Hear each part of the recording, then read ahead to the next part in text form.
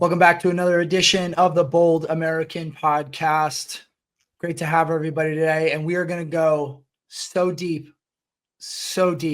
on tariffs today. We're spending the entire episodes talking about tariffs and the repercussions of all these tariffs.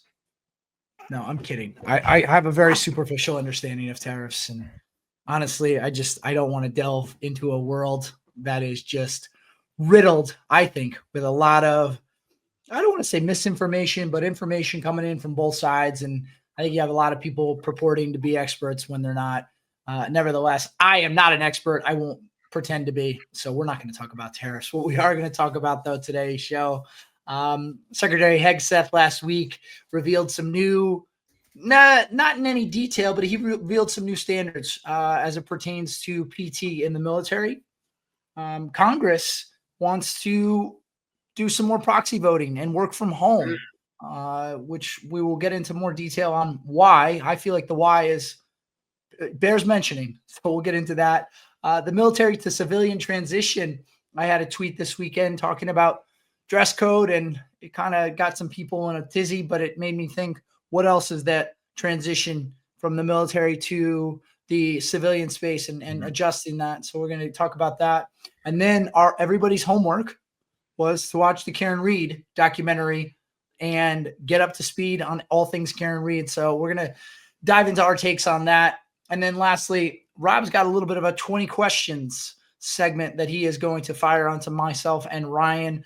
But before we get to all of that, so school circle on me, last 72. How are we doing? Rob, what's going on, man? Oh, and sorry, just right off the rip, if I sound like weird, it's because I do. My daughter was just coughing in my face all weekend, and I think I got like a sore throat and a cough, but we're powering through. So what's up? What's up, guys? It's a beautiful Monday. I have the roofers here, so I told them to stand by for an hour to give us time to record, so that's great. So I was in Alabama for the weekend. My first time in Alabama. Shout out Roll Tide, War Eagle. I was invited to be the guest speaker for a Founders Day event. We had almost 200 people there. The oldest grad was from class of 56, I think. The youngest grad was from 2017. So full gamut. You got guys in the 90s who saw battle in Vietnam to guys who've been in Iraq and Afghanistan. It was an awesome event. I kept it light and fun. Didn't make it about me. Made it about West Point and added some humor in there. But Alabama itself, I mean, dude, just talk about how beautiful Huntsville is. Like just the bluegrass green everywhere, the Rocket Museum. I can see why people settle there. I think it's the fastest growing, if not the biggest city now in Alabama. All the missile defense companies are there. So you got a big academy alumni group there.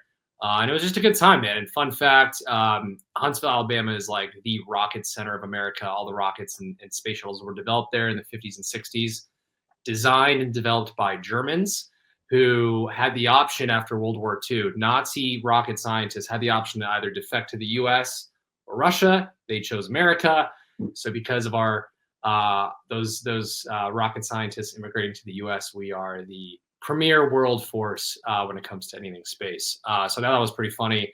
The Germans settled in Utah initially, or New Mexico, and then one of those doctors or rocket scientists somehow found his way in Alabama. He thought Alabama looked more like Germany than anywhere else in America, so that's why Huntsville, Alabama became the rocket center of the United States of America. So fun fact. Very obscure German knowledge that I'm obsessed with. And it was kind of funny in Huntsville, it's space defense, but they have some homages to all the animals that died up in space and that were catapulted up in space for us. So there a lot? Yeah, there was a couple dogs, a couple monkeys. Like it's like a thing. It's like I forgot what her name was. It was like Miss Peaches almost, like Portnoy's dog. But there was like a grave for one of the monkeys that went up. But it was a great weekend, safe, healthy, fun, and yeah. Rob, how many slides did you use in your Founders Day speech? Great question. So I settled at 12. Okay, appropriate. 12. Yeah, and it was, I ad-libbed most of the 20 minutes I was up there. The slides were just a good, courtesy check and with images and stuff. But yeah, I took your recommendation there, Ryan. So thank you. You're welcome. Yeah. Wait, what was the recommendation? Just to have slides? No, he was like 20 to 30 slides, 40. And I was like, whoa, way too many slides. Yeah, I was kidding on that. I know you were, but but no, you said like 10 or no more than 15, and I kept it to like a minute and a half per slide, 2 minutes maybe. there you go. No, it was. I took your recommendation over everyone else. Thank you. Yeah. Well, I was in Florida at the end of last week. I actually gave a talk with General Dunford, the former chairman of the Joint Chiefs, which was pretty cool. We were down in Vero Beach and presented at a country club there. And gosh, he's just so impressive. And we need to have him on the show. He is an incredible mentor to me, but perhaps if you asked me the greatest leader I've ever met, it would be him. He's just so incredible. And the work he continues to do to advocate for veterans and military service members outside of uniform is just remarkable. So had the opportunity to do that, which was great. And then I flew back to Philly. Travis Manning Foundation had an adult prom on Friday night, which was so much fun. And had some West Point buddies go to that event. I just saw the Instagram stories. Yeah. Yeah. Joe Quinn was there a couple years ago. Yeah, it's just fun. It's a lot of young working professionals. And it's just like, there's a lot of events we do. And, you know, I have to be on for all of them. This is one where I just get to show up and have fun. And what is it, Ryan? Is it like a prom? Like it's just like the adults hang out? It's literally like a lot.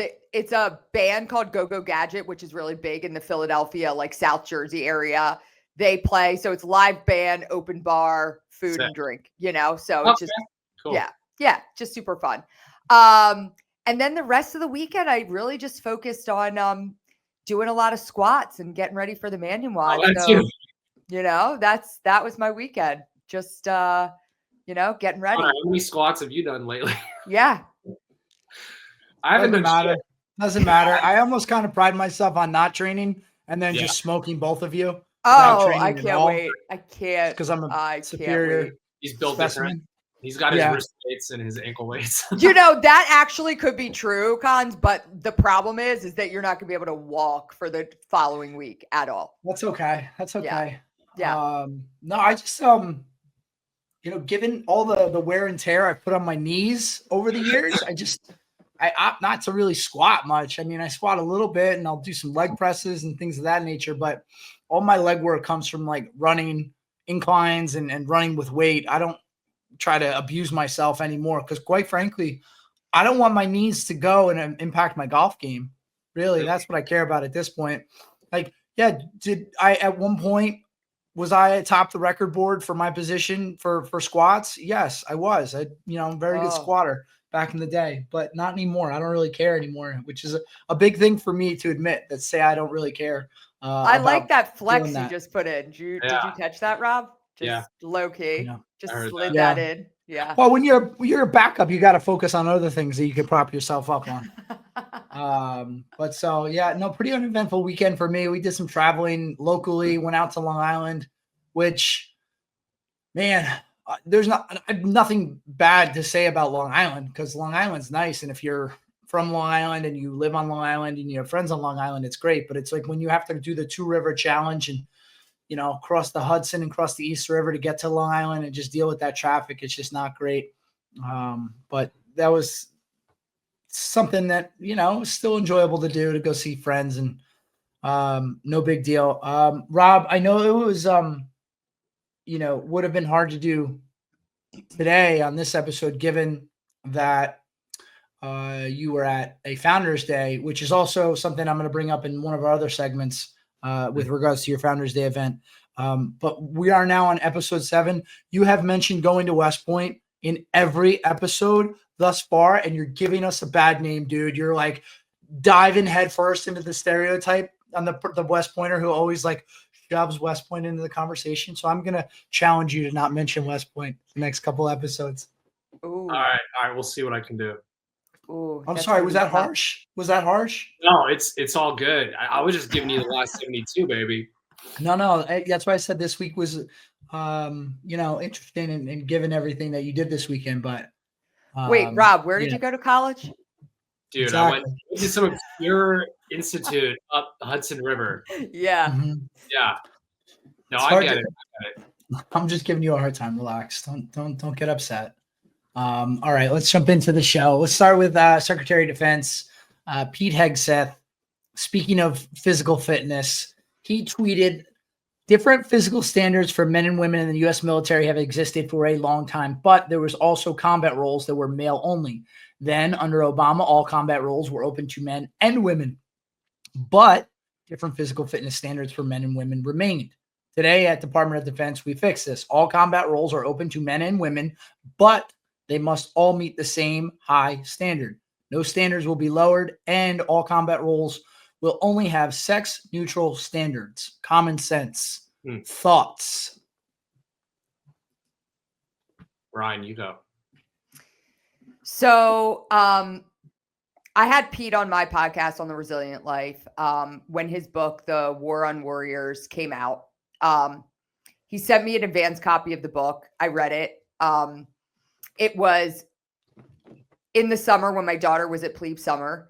And so there were some things in it that I did take issue with. I highlighted them. I sat down with him. I challenged him on some of the notions that, there was one thing he had written in the book, and he specifically talked about women in the military in general. And the way the sentence read questioned if he even believed women should be in the military. And so I challenged him on that. And he actually came back and said, that's not the way. I understand the way you're interpreting it. That's not the way I intended it. He made a commitment that he was going to change it in the second edition. Listen, you guys know, I got into a fight with some, troll on Twitter, like just, last week that, when Pete put this out, the floodgates opened. And then that was for everybody, all these keyboard warriors to share how they don't think women should be in the military at all. Obviously, I take major offense to that as the mother of a young woman who's going to serve in the military. And, but to this specific reference, I do think that the standard should be the same for combat roles. I do. I think for our national security, our national defense, which is what the military was created for, I think that there should be one standard for combat roles within the military. So I don't necessarily have an issue with that take, but I want to make sure that women in the military are appreciated, women in the military are celebrated, and women in the military are acknowledged for the crucial and integral role that they play in our national defense. Yeah. Okay. What was it? Sorry, just to backtrack a little bit. What was it in his book that you took offense to? Well, he had a specific sentence that was written, and it said something like, women are useful for X, Y, and Z. And I said, Pete, that makes it sound like you don't believe women should be in the military. And he said, no, that's what women have their roles, something along those lines. And I was like, that's a bunch of bullshit, and he was like, that's not what I meant. And I was like, okay, then fix it, because that's how I read it as a reader. But, I also think we need to understand and appreciate, again, the significant role that women have played in our nation's history in the military. You think he would elaborate on that in even the first edition? Like, it's such a polarizing topic, and he doesn't have like a notorious persona, but like people know how he leans, right, politically and socially. You think like the editor team, or he would have done some sort of homework.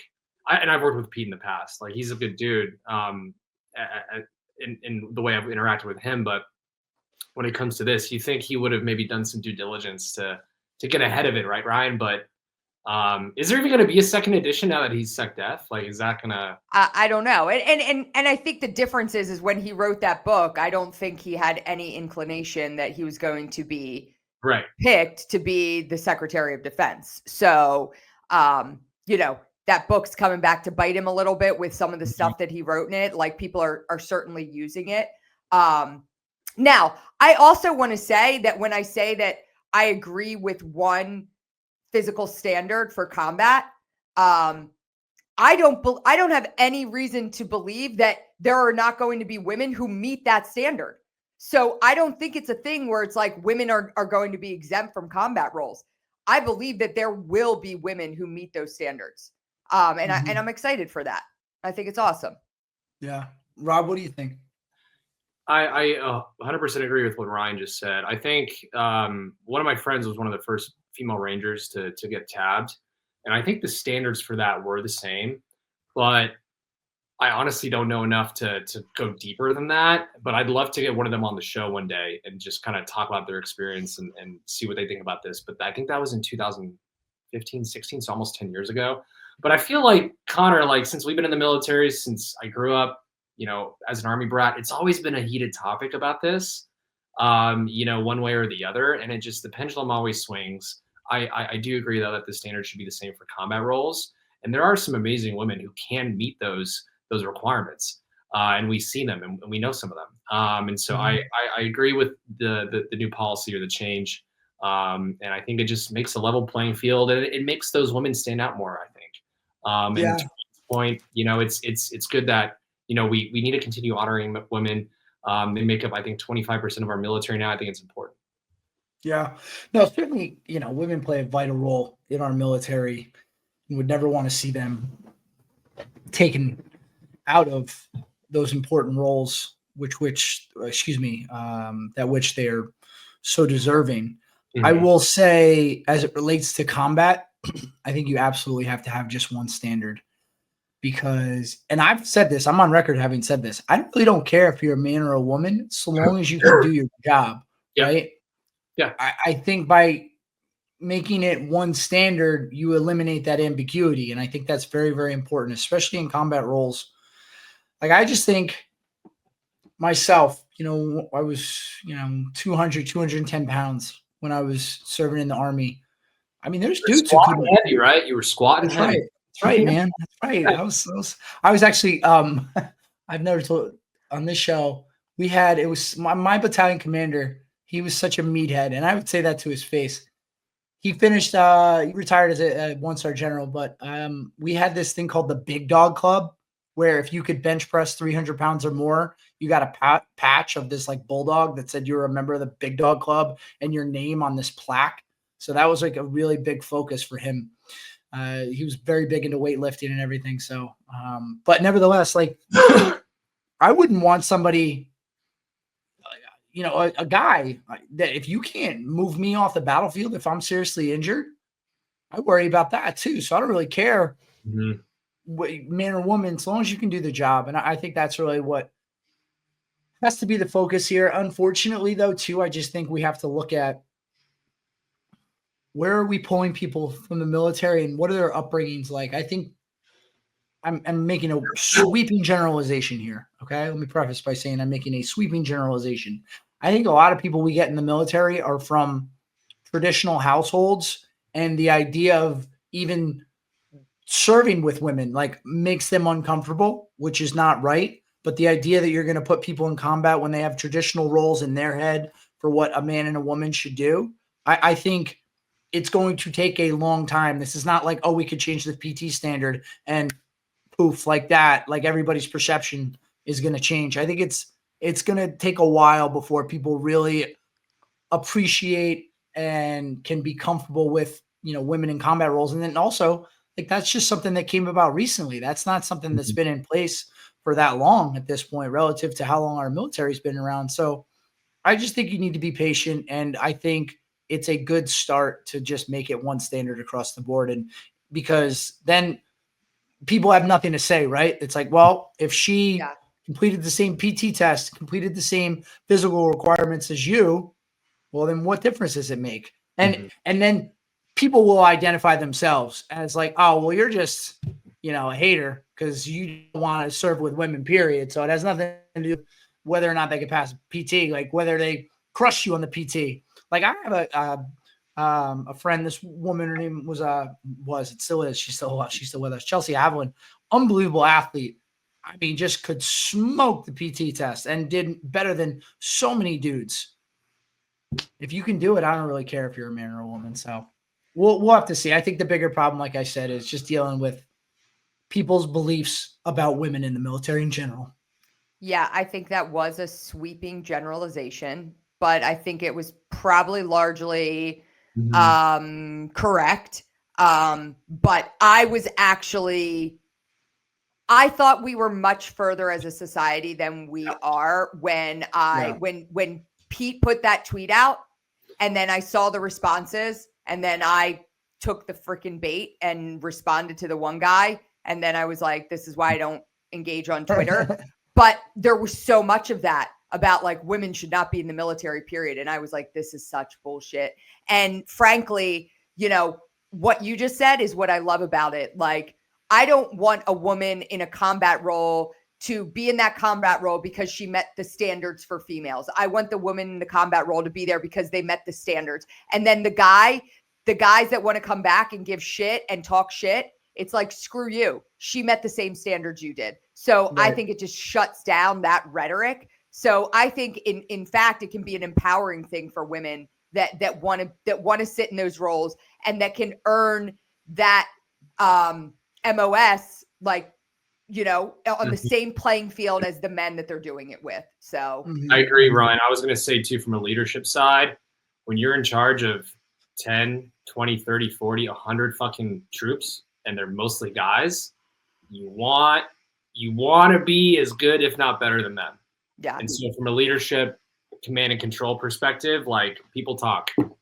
If you want that buy-in, if you want your soldiers to follow you, if you level that playing field for the fitness standards, it's only going to help you out, to your point, Ryan, when you're in charge, especially in a combat situation. Yeah. So we'll see. I think it's just a situation that's just going to take a long time to change, because you see, unfortunately, I think until certain generations just start to die off. I know that sounds morbid, but really we need people to kind of die off, and that way of thinking needs to pass through and it needs to change before we see bigger changes. But I appreciate that he's saying that and setting that standard. So speaking of women, though, we had another situation last week. Did either of you see the video of Representative Brittany Pettersen, who was on the floor of Congress testifying, and she was holding her baby? Yeah. Mm-hmm. Okay. So, you know, they want ultimately to have proxy voting to essentially do, you know, remote work in Congress. The pushback being like, no, you're, you know, in Congress, you're supposed to be in person voting, and they think it's discriminatory towards women, especially women who want to have families, which is a perfectly normal thing to be a woman who has a family but also works.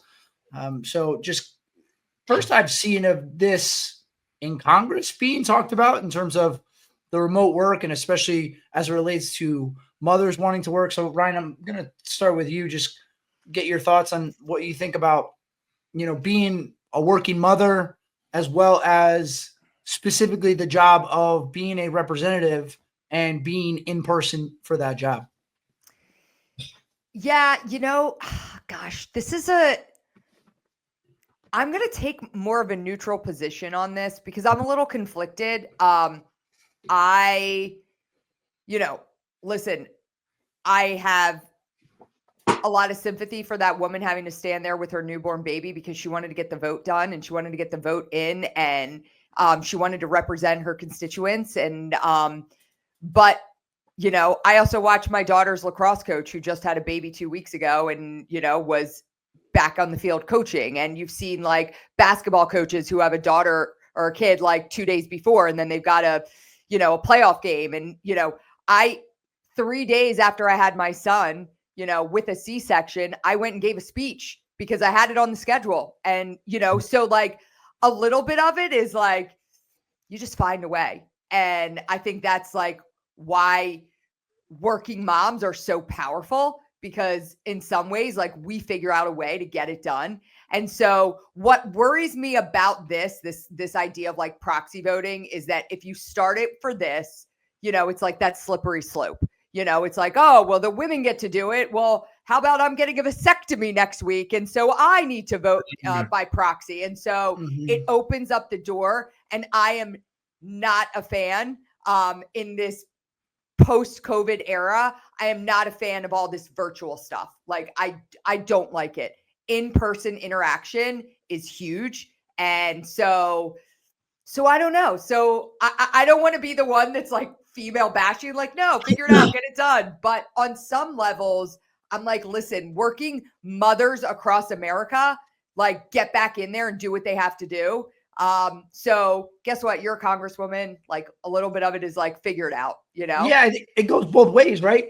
Like, there are just certain jobs, like you mentioned, being a coach, or, you gave a speech 3 days later. There's certain jobs that you can't take the traditional. Yeah, you don't have that luxury. Leave. Yeah. That's just what you signed up for when you went into that profession, I guess. Yeah. But on the other hand, maybe there should be some understanding, because then, go ahead. You don't want to deter women that are like, hey, Right. I'd like to serve. I'd like to step into the arena, but I also want to start a family. And I know that there are no, there's no opportunity for me to do that and, be on the House floor when I have to make the vote. So, like, I see it from both sides is my point. I do. But I also don't think that Congress needs any more, that they need more, what's the word? Oh my gosh, I can't think of the right word, but they don't need to get any more benefits than like a normal working woman. Yeah. So whatever. Yeah. I'm blown away that only now Speaker Johnson is planning to put nursing rooms near the House floor. Like, that's what I read. Yeah. Welcome to that should be happening. That should already be there. 100%. I mean, you see them in every corporate building, airports. I mean, I fucking think casinos here in Vegas have them. Like legit. Like, What are we doing? Like, there's obviously thousands of aides and staff members and people who are working mothers on the Hill. Like, what are we doing to support these awesome women? I mean, it's crazy. Yeah. I agree with you though, Ryan, with the sentiment, especially for lawmakers. So much work can be done when you're interacting with your colleagues on the Hill there. And if you're removed from that, I wonder how much of that you miss. I mean, maybe it's something where there is like something very clear that says, within the first 2 weeks postpartum, if there is a vote that you need to do but it has to be very freaking specific.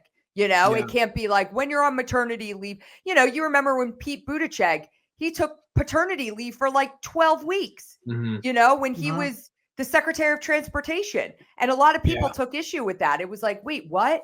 And so I don't know. I think there has to be very clear line drawn, and it needs to be very definitive if you were to take that kind of, hey, but I don't think it should be some extended period of time.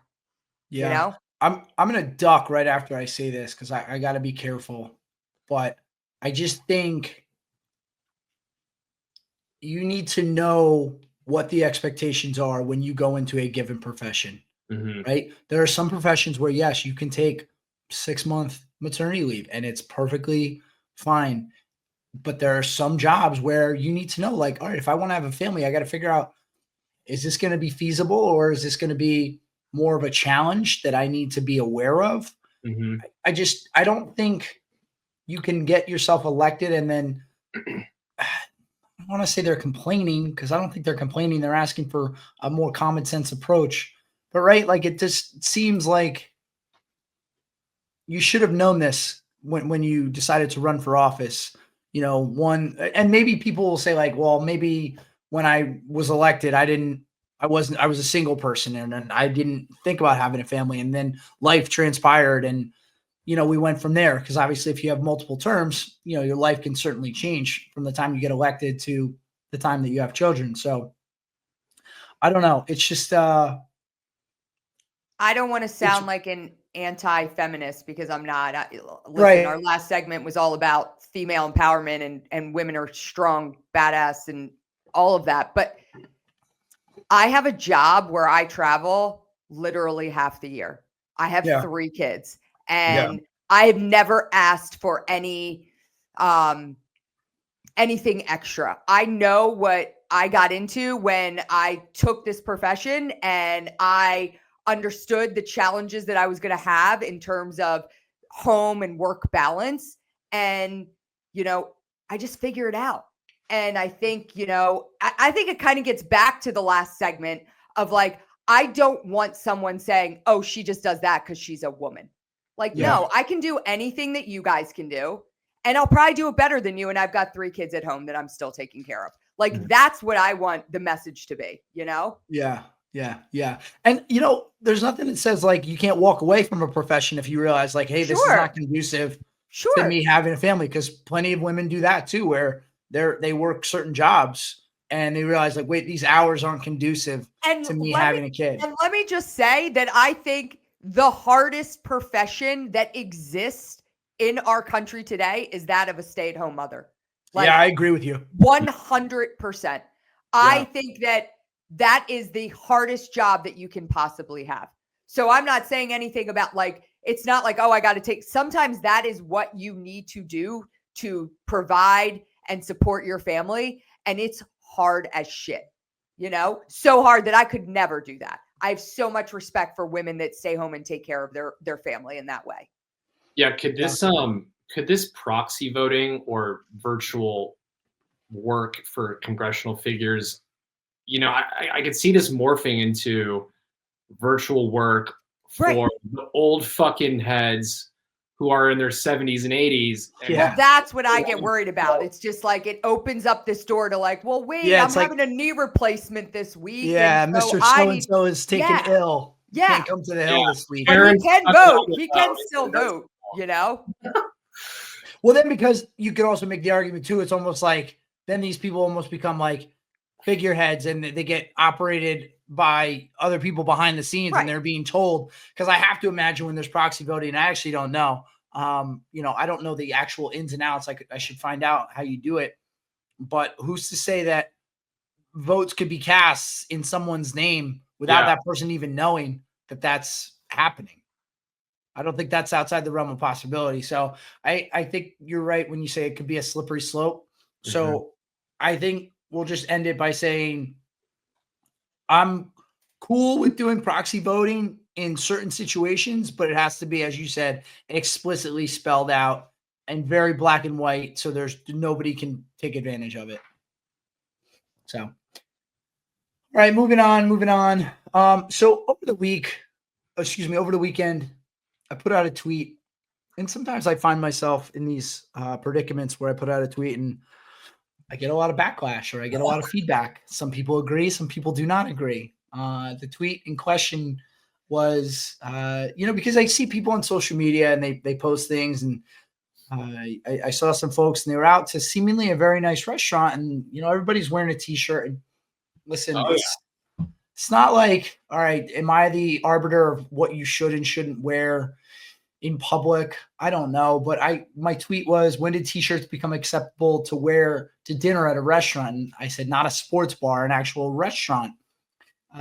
So let's start there. I would like to hear what you both think. Just that tweet on its surface, no other discussion. What do you think? Well, I think Rob would wear a t-shirt out to a nice restaurant. No. But it'd be like a $80 t-shirt. You wouldn't know. It'd be like an expensive. It would be fucking All Saints, exactly. So I'm all about the vibe in the situation. Now it depends. Is it a bachelor party, guys' night? I'll probably rock a black t-shirt with black jeans because that's how I fucking roll. Now, if it's me, Connor, and you getting dinner here in Vegas or somewhere like Peter Luger's or something, I'll button up. I'll tuck in my shirt to be respectful to Connor. And we'll go get a nice bite, right? But it's all to me. It's all dependent on like what the vibe is and who we're dining with. But 99% of the time, I'll probably wear a polo or collared shirt. Okay, what do you think, Ryan? I mean, I think that you got to get dressed up when you go out to eat. Listen, my dad yells at me when I'm in sweatpants and a sweatshirt on an airplane. He's like, "That's what you're wearing." You're one of those. Yeah, I want to be comfortable on the airplane. My dad has a sport coat on. Like, will you hang this up? And I'm like, yeah, I am like casual as shit on an airplane. See, that's a whole other topipic. Like restaurants, whole other topic. But it gets back to, again, I was raised that, you gotta you gotta dress. My dad always said you gotta be overdressed for everything. I don't follow it to a T, but going out to dinner, yeah, for sure. Sadly, that's fucking dying in this country. Like that whole notion, it's sad. And I'm not suggesting, one needs to be in a suit and tie when they go out to a restaurant. It just seems to me like the idea that you can just look kind of sloppy. And I don't care if your t-shirt costs $200. It's still a t-shirt. I promise you it still looks sloppy. Doesn't matter that it costs $200. So that's where I'm coming from. And I guess maybe it does go back to the way I was raised as well. Like we didn't wear t-shirts like when we went to church or, out to a restaurant. Like you looked presentable. And Rob, you'll meet Colonel Mannion. Like that's the least surprising thing I've heard ever, that he wears a sport coat on a plane, which I think more power to him. I think that's because he also comes from a generation when, flying was a real big deal and you got really dressed like to the nines. And I think, again, I don't think we need to go back to that, but the way that some people are dressed for an airplane is a little shocking. Shouldn't that then be a fucking restaurant though too, to be like? So that's yes. So like, for example, La Bernardin is a 3 Michelin star restaurant in New York City. Yep, they went from jacket required to jacket preferred. As soon as you drop that requirement, people are you give people an inch in this country, they're going to take a mile, right? So I would be surprised that, if majority of people aren't wearing jackets now at a place like that. So I agree. You almost need to force people into better behavior because left to their own devices, I think our society will always default to what's easier, what's more comfortable. And again, maybe I'm biased from Jersey, worked in Manhattan, been to a lot of, nice restaurants in Manhattan and around the world. So I come from a different frame of mind. If you're in Nebraska, sorry to people in Nebraska, where there's not the level of restaurant that are in New York City, like maybe you just view this a little differently. But I don't know. I didn't think it was that wild of a take, but some people were coming at me like I said that you should never be able to dine ever again out unless you're, in a suit and tie, which was a little surprising to me. But so just dress up, people. Dress up. Get dressed. Yeah. And that's the thing I said. It's like, I want people to want more for themselves. I want you to care more. I want you to like feel good about how you look. But whatever, listen, 90% of the time I am in jeans or leggings and sweatshirts. I take great pride in my sweatshirt collection, but like if I'm going out, like I'm going to get dressed, Yeah. I like to get dressed up. So yeah, outside of like bars down the shore and even that, like I won't go out at night in a t-shirt, right? Like we know you won't, Connor. That's very evident. You didn't have to tell us that. Like if I'm right off the beach, I'll be in a t-shirt. All right, fine. But I feel weird if I'm not dressed. I don't know. That's just me. But so that just led me to think like, I think like a lot of people when they transition out of the military, one of the funny things, especially the longer you stay in the military, is your ability to gauge how you should dress in certain settings. And I find that people who stay longer, I think maybe they tend to adhere more to society's rules of dressing more formally just because of all the rules that we have in the military. So I guess my question was to you, Rob, and then a different angle for you, Ryan, but just like, what were like some of the most shocking things for you when you transitioned out of the military into the civilian world? And not, this could be anything, not just how people dress, but like, what was the hardest things for you to kind of adjust to? Joining a new company and then figuring out what I'm doing with my insurance initially was interesting because you have that to fall back on in the military. Mm-hmm. But I think the big thing for me was there was a culture shock of getting used to just end of the day, just you're on your own. Like you don't have to let anyone know what the fuck you're doing. You can go, you can do whatever you want. Yeah. After 6 years in the military and 4 years at that one place, the academy. I won't name it. You know, it's so after 10 years in uniform where you have to tell everyone where you're going all the time, even on weekends and on vacation, like getting used to that where you can just do whatever you want was interesting for me. And it took some time getting used to, where even today, you know, or recently when I was at my previous employer, you know, it still always gets me when I put in like some time off, and it's fun. You don't have to tell anyone where you're going. Like, I love that. No. Yeah. It's like, I'm an adult. I'm going to take a day off. Thanks. I don't have to tell you why. Yeah. In the military, as everyone knows, like, you got to put in this packet. The commander has to sign it, especially if you're an officer. If you want to go to Mexico, you better get that general to sign it. If you want to go to some other European country or some obscure place with a beach that has maybe some terrorist threat that's a little elevated over Greenland or Iceland, you got to get some fucking general to sign it. And it's a whole nut roll. And, you know, there were a few times where I did travel to Mexico or some other places and I just didn't tell anyone. I just, you know, hoped I didn't get caught.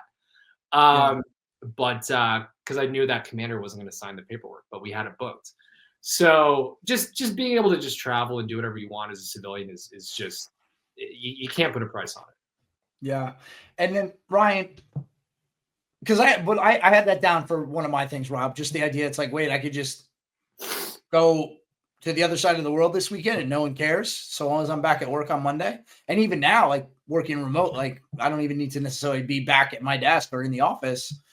It certainly took some getting used to and just being able to be an adult. But for you, Ryan, as it relates to, I'm pretty sure you've employed or have employed at one time or another a lot of veterans. What have you seen people transitioning to the civilian workforce, working for you, some of the things that you had to break them of that were maybe bad habits that they needed to get rid of? I mean, we employ a lot of veterans, and again, our community at the Travis Manning Foundation is comprised of, you know, over 300,000. So, you know, I see every day some of the challenges veterans face when like transitioning into the civilian workforce. I say the bigger thing for that we recognize and that we like focus on is, and you guys are kind of touching on, we can go anywhere. We could, you know, insurance, like we take a look at kind of the larger scope of like, we find veterans lack that sense of purpose, right? Mm-hmm. So that's like a big thing. I don't know if you guys felt that when you got out, but that's the biggest indicator for us that we see where veterans just kind of feel lost, even if they end up in their dream job. And that's what I've seen a lot of times where veterans end up in like, this is my dream job. This is what I've always wanted to do, blah, blah, blah, blah, blah. And then 6 months later, they're like, why do I feel the way I do? And again, that's why our organization exists, because, you know, we can help them not feel that way and, you know, thrive in their dream job and also find that sense of purpose. But that's kind of the biggest thing that I see every day is like that, you know, that sense of not being a part of something bigger than yourself anymore. You know, there's all that excitement about going through that transition and finally taking off the uniform and finally being able to be free and go wherever you want to go and have that vacation. But, you know, there's so many intangibles that are like kind of stripped away from you in that identity that you once had, you know, that camaraderie, that brotherhood and sisterhood, all of that. It's like, it's kind of gone, you know? Because there's almost nothing that can match it, right? Maybe short of like professional sports where you're part of a team. Yeah. So that's why it's very difficult, I think, to find organizations where you can really feel that team culture. Because I think that is not very prevalent in the civilian world. So I absolutely can appreciate that. Like I was just also thinking there's this person I follow, and I'm not going to say this person's name or even indicate if they are a male or a female, so you can deduce who they are. But that this person recently transitioned out of the military, and it's interesting to watch their presence on social media talking about, Brian, they have their dream job and this is the greatest thing ever. And in my head, I'm thinking it's like, oh, this is like a week, 2 weeks into it. It's like, give it time. Because eventually, like, watch your six.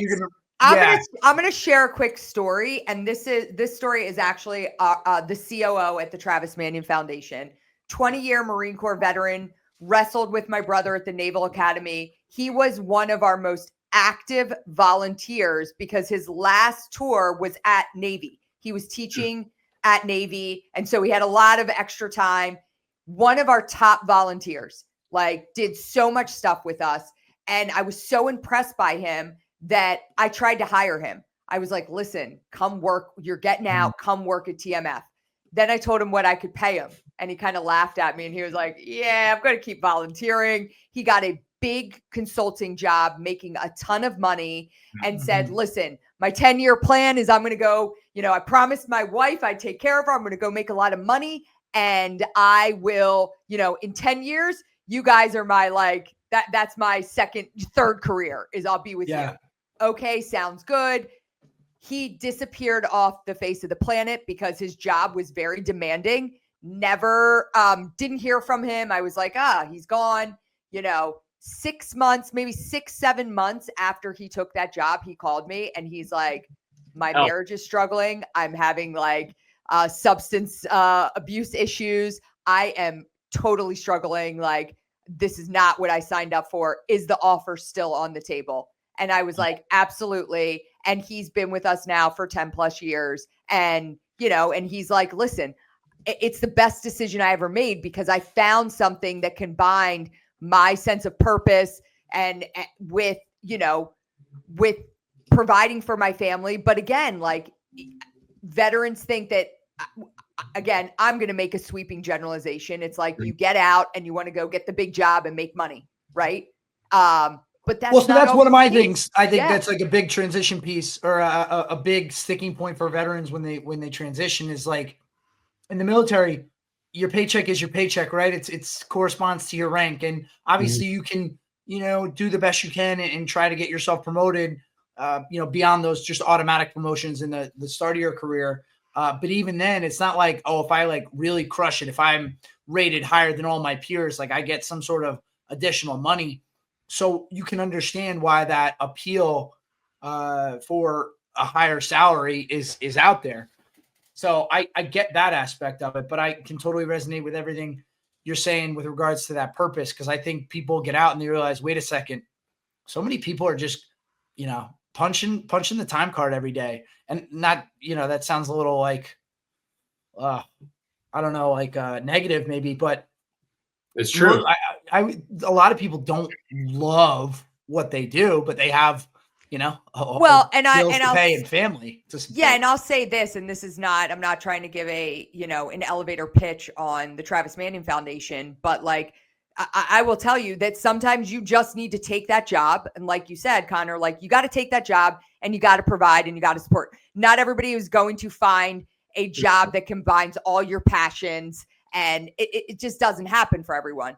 But that's the reason that we exist, because we are that offset of hey, take the job you have to take, but come to us because we are going to give you those opportunities to find that purpose and to be a part of something bigger than yourself again, Yes. I mean, that's a whole other topic that we could talk about, the transition from the military to civilian, but just a few quick hitters here that I've noticed now, having been out of active duty since 2011, people's willingness and ability to show up to meetings late and not care. That was the thing. One of the things that shocked me when I got into the civilian world, people would be 5-10 minutes late, oh, sorry. And no one bats an eye at it because they were coming from another meeting or lost track of time, whatever the reason. It's just very prevalent how people will show up late to meetings and just not care, which was mind blowing to me. Also, coming from an athletic background, the fact that you're at will, you're in a job and you can just leave it. If you don't like it, you can just leave it. That's obviously not the case in the military. You can't just walk out on a Friday and say, hey, I'm not coming back on Monday. Kind of what I did. Yeah. Yeah. And then the idea of getting yelled at, I feel like maybe not as, no, I guess it is prominent regardless, enlisted or officers, but the idea that someone could loudly berate you. And I'm not saying that's completely absent in the civilian world, but I feel like in the civilian world, people are just a little bit more soft in terms of how they might deal. And the idea that someone is actually yelling and raising their voice at you, not as prevalent in the civilian world. Dude, Connor, that's a really good one. I didn't know. I actually forgot about that, but my annual ass chewing to either an NCO or another officer was just a great outlet. I did it once a year, maybe a couple times when we were deployed, but I'm a pretty calm guy. But there's always that one or two situations a year where you just got to let it out. And that was one thing I miss about the Army the most is like you can close the door and just fucking light someone up and you feel good afterwards. It's like therapy, man. And you can't really do it in the civilian side. But I bet Ryan does it. I bet Ryan does it before like she travels or something. No.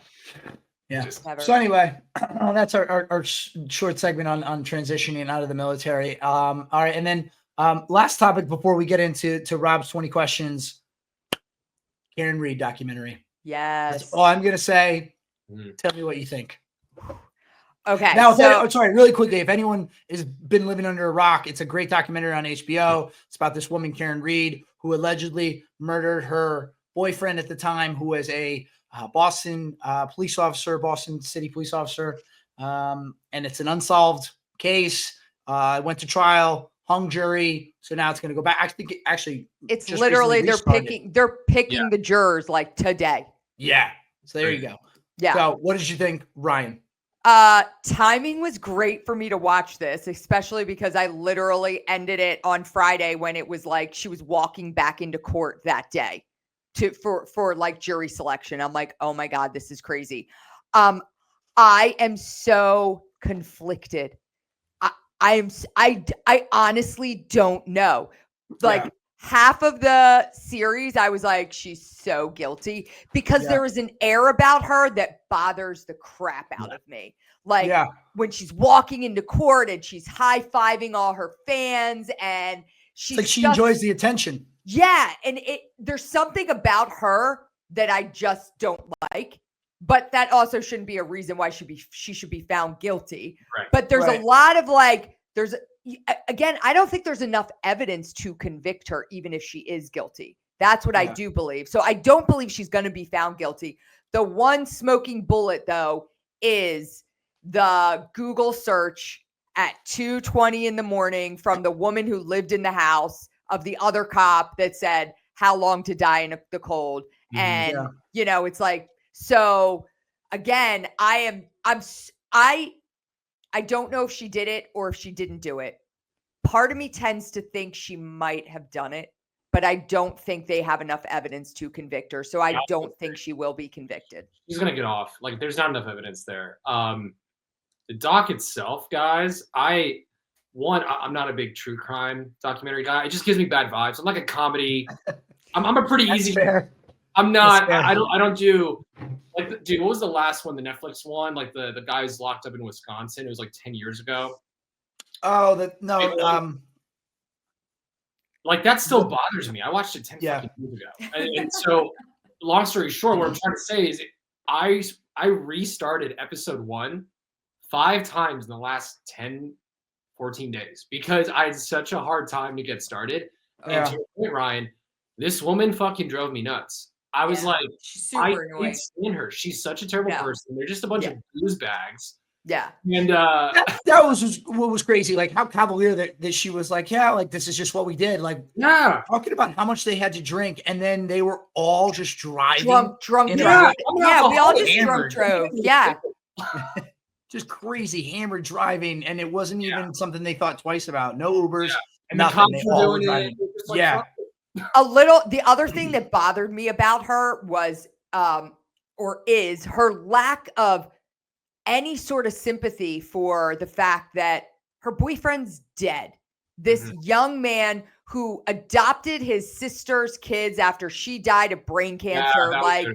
He's just dead. And she was just like, I feel bad that John's dead, but like, this is the fight for my life now. And I'm just like, whoa, like everything, like she should be working with some sort of like media team to help her on how she should present herself because it's a bad look. Yeah. What do you think about the people who say, at the end of the day, she only knew the guy for a year and a half, 2 years.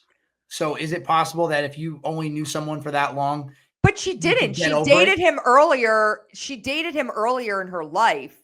And then right? And then they came back around and started dating again. Unlike Rob, as soon as first minute in, I was hooked. I was like, I mean, I couldn't stop. I watched it in 2 days. I was all in, like, loved it.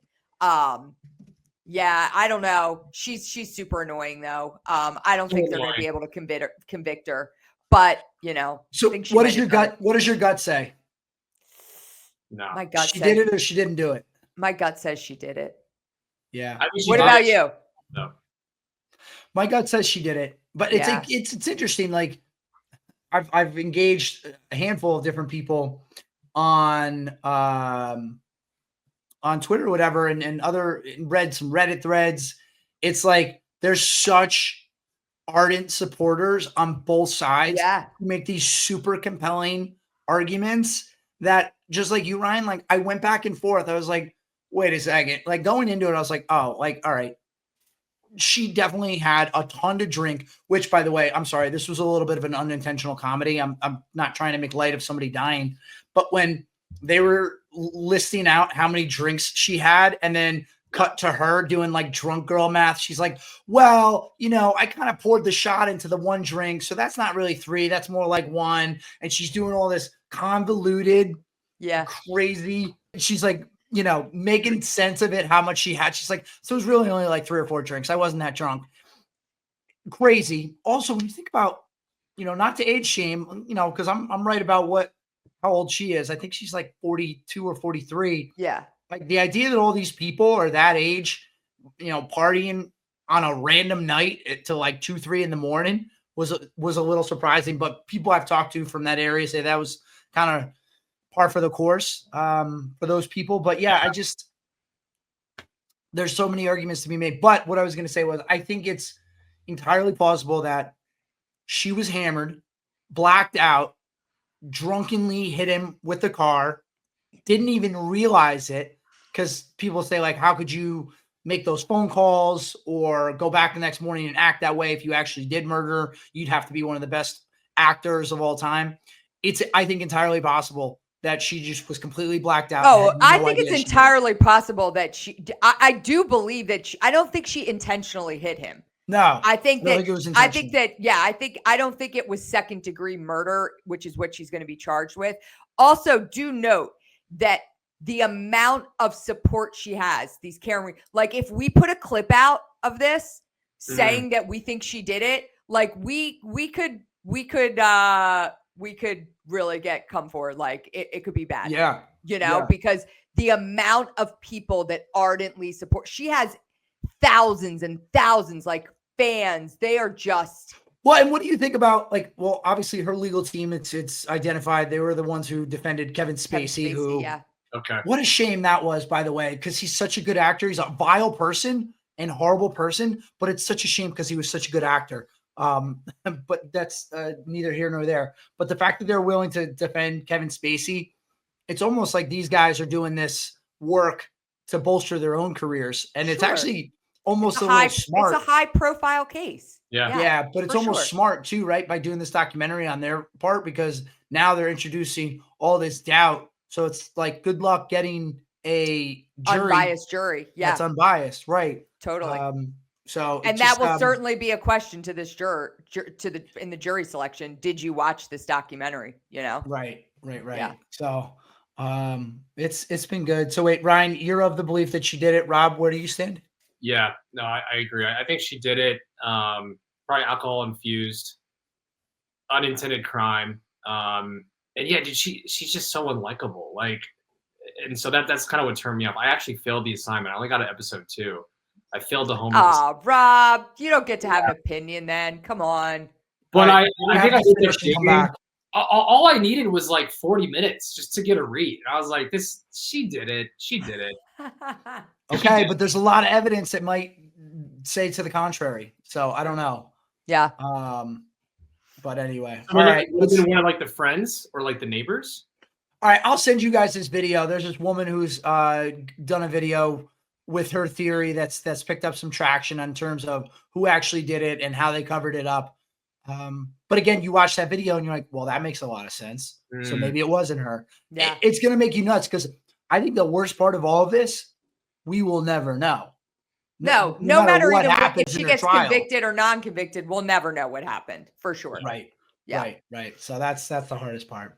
All right, but let's move on. Rob, you got a little bit of a game for us, so let's get going with that. Go ahead. Let's do it. All right. So to get everybody on the same page here and have some fun, I got a bunch of questions. I'll just fire off at everybody. Sands, please feel free to chime in. I think you got some good takes on some of these. I don't know why, but I feel like you do. Okay, so what is your favorite American city and why? And it can't be where you currently live. So we'll start with Ryan. Oh, good. It can't be where we live. Well, I don't live inside of Philadelphia. I live in the suburbs. So can I pick Philadelphia? You live around Bradley Cooper's ranch, right? Like you live over there. That's correct. Yeah. That is correct. Yes. Favorite city. Start with Connor or Sands. If you had asked me this question, like 10, 12 years ago, without batting an eye, I would have said Austin. Because back in the day, I felt like Austin, before it experienced this boom that has happened in the last 10 years. Yeah, it was a really, really cool city. I don't think it's the same city that it once resembled.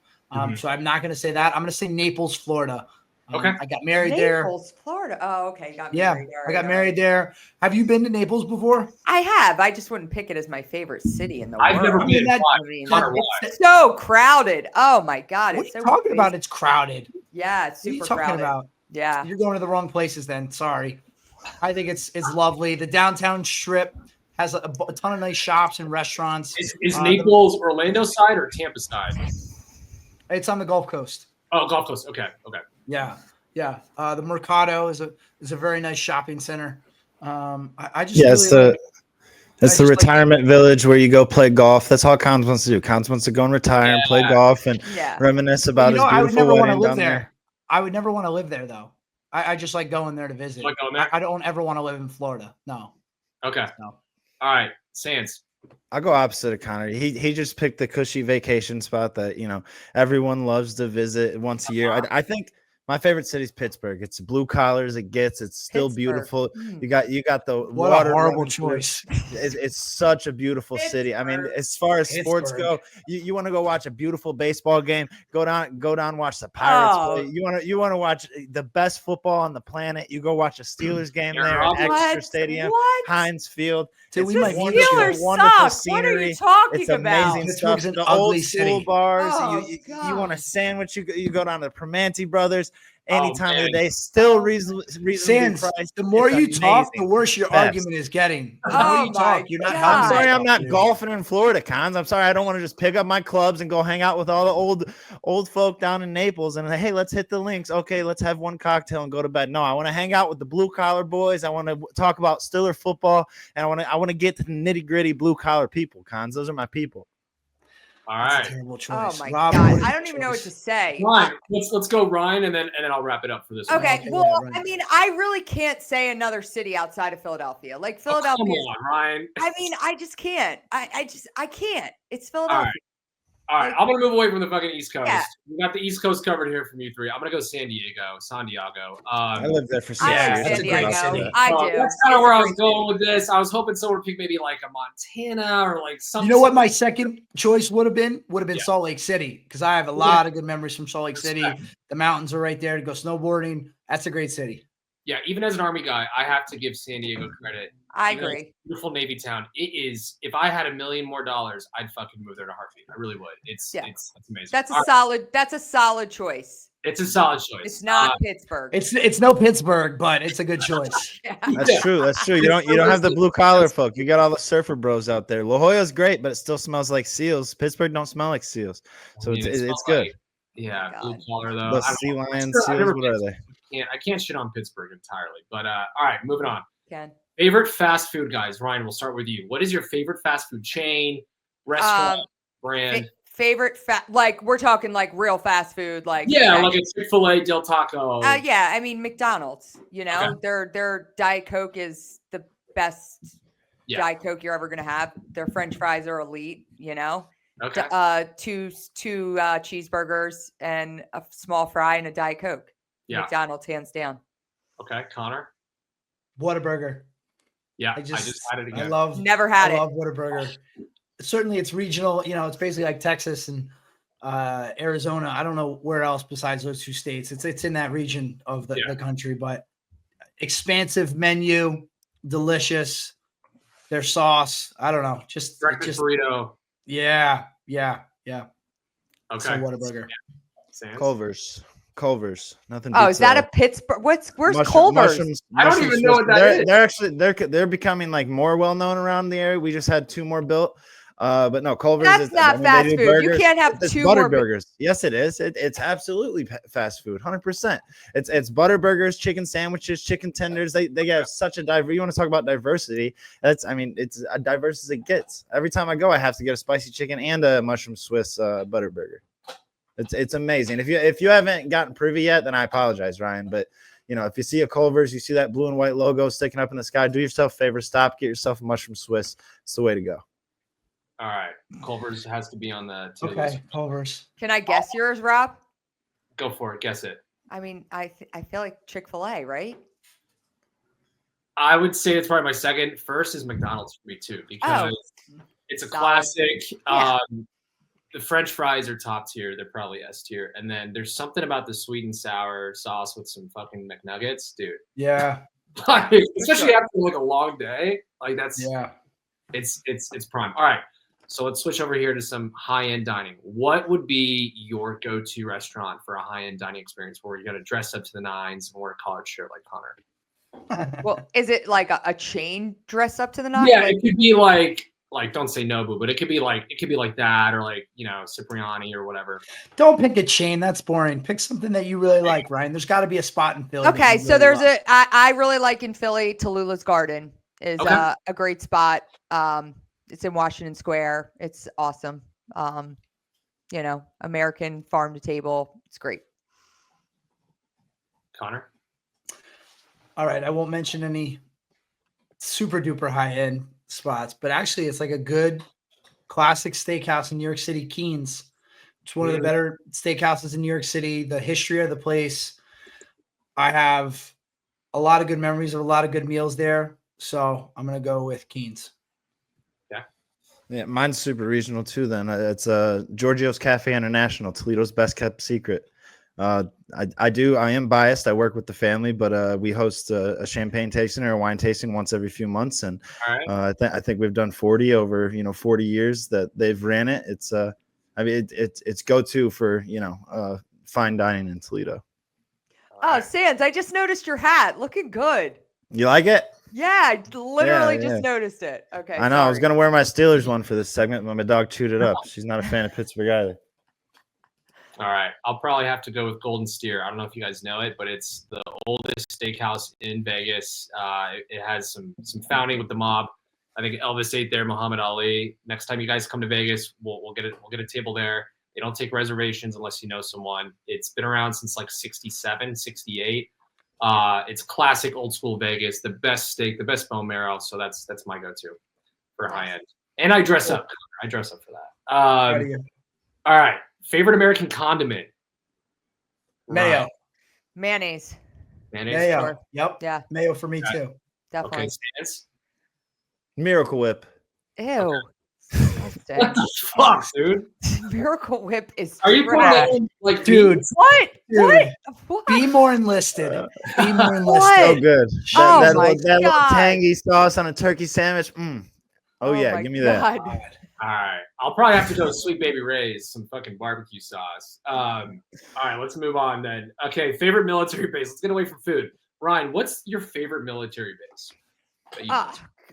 Favorite military? Well, probably Pendleton is my favorite. It's one of the only ones I haven't lived on. I was born in Camp Lejeune.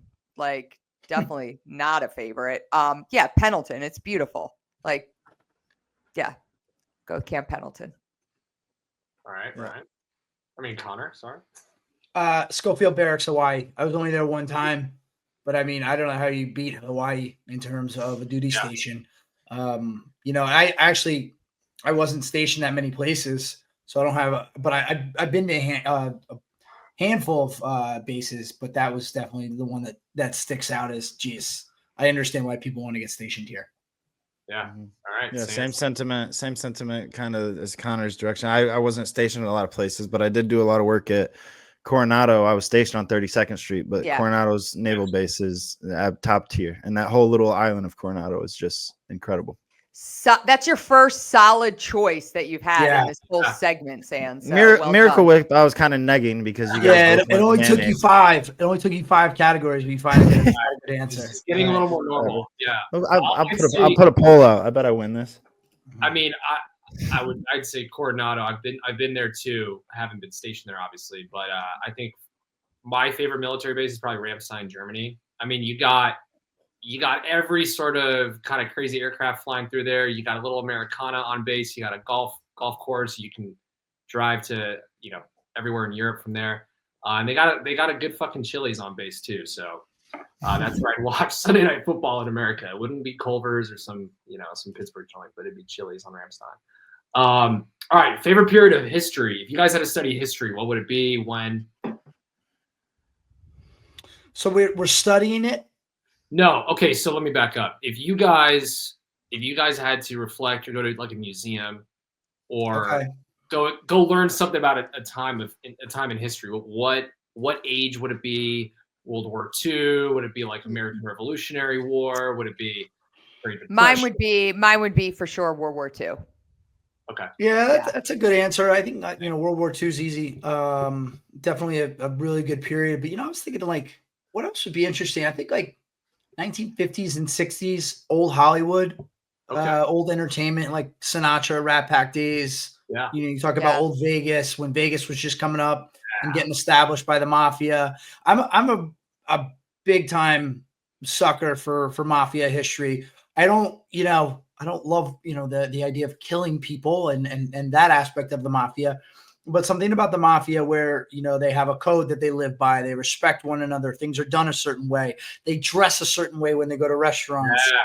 Yeah. Things are done in a manner that they just uphold themselves. I feel like Connor needs like his pinky out, like he's just, I'm not going to apologize for liking nice things. Whatever. Anyway. That's a Jersey guy too. That's like mafia territory, ain't it? Exactly. Yeah. I'm not a history guy, man. I don't know. The Steelers won a bunch of Super Bowls in the 90s. I can go there. I don't know. Like the Industrial Revolution would have been cool. I think fighting with swords way back in the day. I think you should stick with the 90s. I think that's like the 90s were awesome. 90s. The 90s were fantastic. Yeah. I was born in the middle of them. Yeah, it was a good era. Wow, that's a good point. Sans, you were born 95, 96? 95, yeah. Yeah, dude. So you missed the 90s. Like you can't even obviously you were alive for the back half, but you didn't live through the 90s. Yeah. I'm here to tell you, and Rob and Ryan can back me up. It was a great decade for basically everything. Yeah, that's what I hear. Fucking best. Are you 30 yet? Are you 30 years old? Yeah, I'm 30. I turned 30 in February. Oh, that's right. Right before we started. Okay, never mind. Mm-hmm. Did you celebrate at Culver's? Where'd you go? No, not at Culver's. No. What did I do for my birthday this year? Actually, it was a surprise dinner at Manhattan's, an Irish restaurant we have in town. Awesome. Yeah, I'd probably say World War II as well. Give my German roots. All right, let's segue a little bit to some sports. What's a sport you wish you could play that you never did? Ryan. Well, gosh, I played like every sport growing up. There's got to be something. Come on. Even like badminton. Did you play tennis? Yeah, I honestly did. I don't. Did you play flag football or football? No, I guess football. I mean, I did play flag football at the Ravens game during halftime with retired Ravens players. So I did play some flag. Wait, is there video of that somewhere? There is, and I caught a pass. I do have video. Yeah. All right, please share that. Yo. Yeah. That was fun. I would like to see that. That'd be good. Yeah, maybe more of like I have a affinity for like gymnasts. They're pretty badass. Like doing something like that. That's a good one. That's actually a good one. I like that. Yeah. Okay. Connor, you gymnastics too? No, not gymnastics. I would probably have to say, and I'm wearing the vest here. Probably lacrosse. I always grew up. I played baseball through high school, and I never got introduced to lacrosse until college, and I love that sport now. So probably lacrosse. Good one. Or maybe rugby. I think I would have enjoyed rugby as well. Because also with rugby comes like the culture of playing rugby and camaraderie and beer drinking. So I think I would have been decent at that as well. Love that. Yeah, I'd have to. Hockey is the one that I didn't play, and now that I run a bar on top of a hockey rink, I see the sense of community and how much like those people really just grow up together, and it's like really like a huge family. Like we've got this family, the Weiss family, who actually knows Granelli and the Chicklets crew and all them, and was showing me pictures. But like just the community that goes along with the sport of hockey, I think it's like one in itself. So I think like that would have been cool to be involved in growing up. Sorry, my dogs are getting involved. They get hyped up. Yeah, mine might surprise you guys. So growing up in Germany, I played ice hockey, tennis, soccer, basketball. I never played football, American football. I never played it. Connor, you'll appreciate this. I played in the Goat Engineer game. Okay. I was a receiver and I caught a ton of passes, and I think I would have been good at a receiver, but I never played football. Really, I mean, maybe some catch here and there in school, but never put pads on, never played it. And so, yeah, but I love Army football. So interesting. All right. Next one. Favorite American car. Ryan, it can't be your F-150. You have to ask me another one. Jeep Rubicon. Okay. Ford Mustang. I think that's like as American as it gets. Yeah. I'll give you an enlisted Navy answer, a Challenger. Oh, I thought you were going to say Dodge Charger. Yeah. No, Challenger's also a good answer. Same thing. Yeah. It's Charger, Challenger. Once you get out of boot camp, it's what you go buy right away for sure. I'd say thing too, like a 67 or 68, old school. All right, two more guys, and then we're done. What's the best sporting event you've been to that's not an Army Navy game, Ryan? An Eagles game. Okay. I probably should have said not an Eagles game. Why? But you didn't. I know. But just do another one. Come on. The NFC Championship Eagles game this year. There you go. That's a good answer. Yeah. Cons. I went to the Super Bowl in 2007 when the Colts played the Bears in the rain. Prince played Purple Rain in the rain at halftime. That's cool. That's talked about all the time as like the best or one of the best halftime performances at a Super Bowl. I was a very, very big fan of Peyton Manning. I won't call him, Colts, but like just I really enjoyed watching him play growing up. So to be able to be at that Super Bowl, and actually 2 nights before the Super Bowl, I was at a restaurant down there in Florida, Runway 84, still there. And I got walked over and introduced to Peyton Manning, who was having dinner with his wife. So I like to credit myself with his first Super Bowl. Like, you're welcome. We met. That was good luck. You won your Super Bowl. So that's good. Yeah. It's a tie for me. I got to see Kobe play his last year in LA. We were in the middle of a 9-game skid, and then he dropped 40 against Timberwolves, him and Andrew Wiggins going back and forth. It was like a 2-point game. Lakers won to snap a skid, even though it was a bad year overall. It was cool to see him win. And then the other one, my first Steelers game ever, I got to the guy I was sitting next to was, we were just chatting it up. He was like, "Oh, you're a vet." And then he signed me up and got me down on the field. So I got to go out to the 50-yard line and lay in the end zone. And yeah. Oh yeah, it was waterworks. As soon as I touched Heinz Field, it was just tears for no reason. Steelers, baby. That's good. Yeah. That's good. It's passion. Mine is 2004 Olympics. Before I think the Greek Olympics in 2004. Team USA went to Germany. My dad was a diplomat at the time, and I got court access to watch Team USA, LeBron, Kobe, Carmelo, all those guys warm up. And then I was also a big Dirk Nowitzki fan, and it was right before the Germany USA game. So I as a 13 or 14-year-old, I was able to be courtside and see those tall giants just shoot around and be around them. And that was one of a kind. I'll never forget that. That's pretty cool. Yeah. All right. Last one. First time you got drunk. How old were you? I plead the fifth. Okay. No, I was I was like probably like 13. I was 13 going into high school. Summer going into high school. Yeah. Yeah. The same as 12, 13. Yeah. Yeah. Around the neighborhood. You know what we did? Yeah. We took a water bottle. This is so terrible. We took a water bottle and went down to my dad's liquor cabinet, and we just filled it with every different type of liquor there was. Oh, you mixed it? Yeah. It was like bourbon, vodka, tequila, like everything. And it was just a water bottle filled up. And it was, and we passed it around in a car. We just like took in. Who was driving? Who was No. We were nobody was driving. We were like sitting in a car at a party, and like it was like me and my girlfriends, and we just passed the water bottle around until the water bottle was empty. Oh, bad night. Yeah, that's some old school jungle juice. It's kind Yeah. of the same way that we did it. That we took my uncle's vodka off the shelf and drank as much, and we thought filling it with water would be fine. It's like, oh, this stuff's strong. They won't notice. That they noticed. We got in trouble. Yeah. How old were you, Rob? I was 14 in Germany drinking beer though. It was actual beer bottles. Me and my soccer teammates, and we got wasted watching, I don't know, some YouTube shit. That's super responsible. It was responsible underage alcoholism. Yeah. What's the age there? So at that time it was 16. Wow. In Germany it was 16 in most European countries. And I could walk into a bar when I was 15. I was already going to Irish pubs in Germany. Like no one cared. It's very different lifestyle over there. So different. No one's driving. Everyone's walking and drinking. Yeah. But yeah, I was 14. Crazy. But yeah, that's it, guys. Love it. All right. Got to know everybody a little bit. That's good. Even though Sans had some pretty horrible answers. Well, at least we know that he has horrible answers. Best city in America. Listen, you're lucky I wasn't including the Karen Reed stuff because you guys had horrible answers for that too. We didn't even bring up the 8 butt dials. Come on. I mean, that's true. That's true. Sans, good point. Good point. But we could go deep on the Karen Reed after the next trial gets going again. We can revisit that for sure. All right, but let's wrap up. Any caveats on anything that was discussed? Rob? Karen Reed needs to be locked up, but she probably won't. Okay. Ryan? I got nothing. Sans?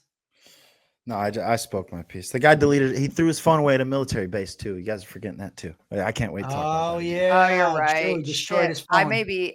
Yeah. That's what I'm talking about. There's all these other crushed up his SIM card and threw it away. There's so much. Yeah. There's a lot. There's so much stuff that I don't know what happened, and it's gonna bother me for a long, long time. But anyway, okay. Yeah. The only other thing I had as it related to the T-shirt thing. Rob, at your event, you were wearing this past weekend. Like, there's people there in tuxedos, and you're wearing a T-shirt. What was going on, man? Dude, so I spilled something on my white shirt, and it was too bad to get out, and all I had was a black shirt and my slacks. So I look like a fucking DJ. That was not intended. It was a last minute game time decision. I rocked it. I was comfortable though. I'll tell you that. Like I was. Listen, there's nothing to be said poorly about a T-shirt. A T-shirt's always comfortable. It's just about upholding society's standards. It was they gave me a pass because it was as for drunk old grad, and I did at least I looked like a West Point guy. But yeah, dude, it was. I knew you were gonna bring that up.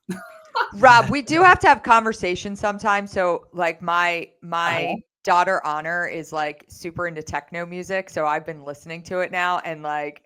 I was like, I gotta get with Rob because I feel like I started going to raves when I was 14, 15, so it's ingrained in me. Maybe we should go to a rave for like research.